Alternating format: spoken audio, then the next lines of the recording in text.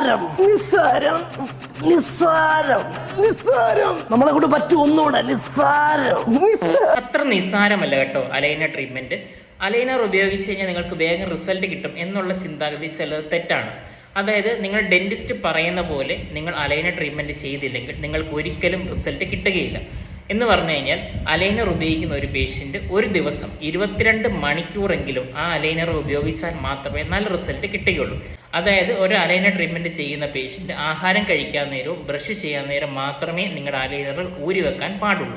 ചില സമയത്ത് നിങ്ങൾ ഡെന്റിസ്റ്റ് എത്രാമത്തെ അലൈനർ കഴിയുമ്പോഴത്തേക്ക് ഡോക്ടറിനെ വന്ന് കാണണം എന്ന് പറയും. അതിനുള്ള മെയിൻ കാരണം ചിലപ്പം എന്തെങ്കിലും പല്ലിലുള്ള പ്രൊസീജിയർ, അതായത് ഇന്റർ പ്രോക്സിമൽ സ്ട്രിപ്പിംഗ് അല്ലെങ്കിൽ IPR എന്ന് പറഞ്ഞ പ്രൊസീജിയർ ചെയ്യാൻ വേണ്ടിയായിരിക്കും. ഈ പ്രൊസീജിയർ വന്നിട്ട് നിങ്ങളുടെ പല്ലുകൾക്കിടയിൽ വിടവുണ്ടാവുകയും അതുവഴി കുറച്ചും കൂടെ നിങ്ങളുടെ പല്ലുകൾ ലെവലാകാനും സഹായിക്കുകയും ചെയ്യും. അതുപോലെ ഈ അലൈനർ ട്രീറ്റ്മെൻറ്റ് ചെയ്യുന്ന സമയത്ത് ഇത് പ്രോപ്പറായിട്ടുള്ള ഡോക്ടറിൻ്റെ അടുത്ത് നിന്നാണോ നിങ്ങൾ ചെയ്യുന്നതെന്നും നിങ്ങൾ വിലയിരുത്തേണ്ടതാണ്.